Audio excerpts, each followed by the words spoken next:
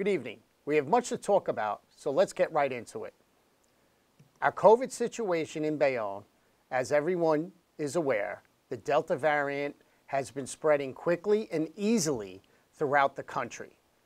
Medical professionals now know that the COVID-19 vaccine is the best way to prevent serious illness from the coronavirus or the variants currently being seen.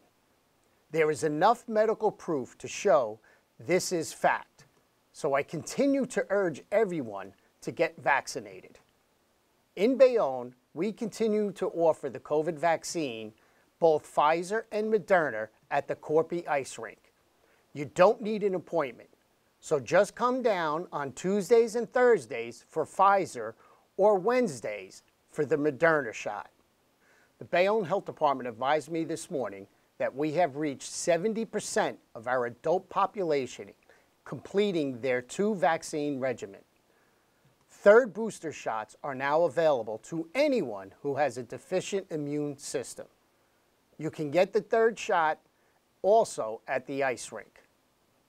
I recently directed our OEM and health department to re-engage in testing apparatus so that anyone who needs a COVID test, either PCR or rapid antigen, can do so.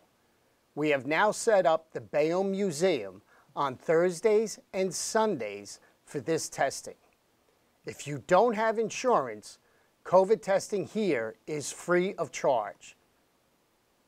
Now we need to discuss last week's storm that hit New Jersey very hard.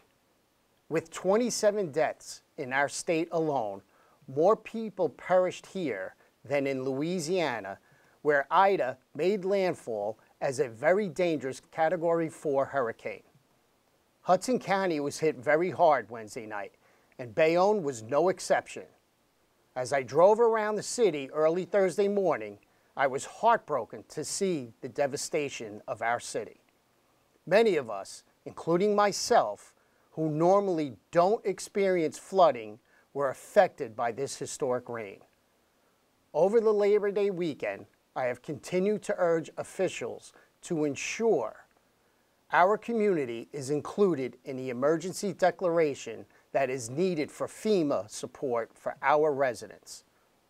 On Tuesday morning, I escorted a cadre of representatives from FEMA, New Jersey State Police, Hudson County OEM, along with the Bayonne OEM throughout our city, so that these officials can get a glimpse of our damage. As we await this declaration for Hudson County, I ask that everyone go to the New Jersey OEM link provided by the Bayonne OEM page to register their damage on their portal. Disregard the form that I put out on Monday, as the state wants everyone to use this portal. I urge everyone to use this portal to register with the state, as this will help us get the much needed assistance from FEMA to help us all rebuild. I also need to take a moment to express my sincere thanks to our first responders and our 911 dispatchers. The sheer volume of calls that came into our center last Wednesday night was overwhelming. However, the professionals that take the calls and dispatch the proper resources out handled it greatly. Our police, fire, EMS, OEM, and DPW folks were out all night in dire conditions, doing what they do best, serving the people of this great city. Although there were fatalities in so many neighboring communities, we got through this storm without any deaths or serious injuries. The 20th anniversary of the terror attacks on 9/11 is Saturday. The Bayonne Fire Department will hold their annual ceremony at 10 a.m. in front of City Hall, and the annual Bayonne Interfaith 911 Remembrance ceremony will be held at the Teardrop Memorial at 7 p.m. Saturday evening. I am looking forward to seeing you there, as we must never forget that day, the lives that were lost, and the heroes that worked tirelessly to save our fellow Americans. Finally, I wanted to take a moment to recognize our Jewish friends, neighbors, and family members that celebrated Rosh Hashanah this week.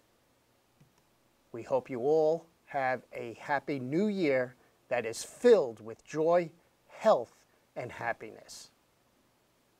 That's all for this week. I'll see you around town. Stay healthy, stay safe.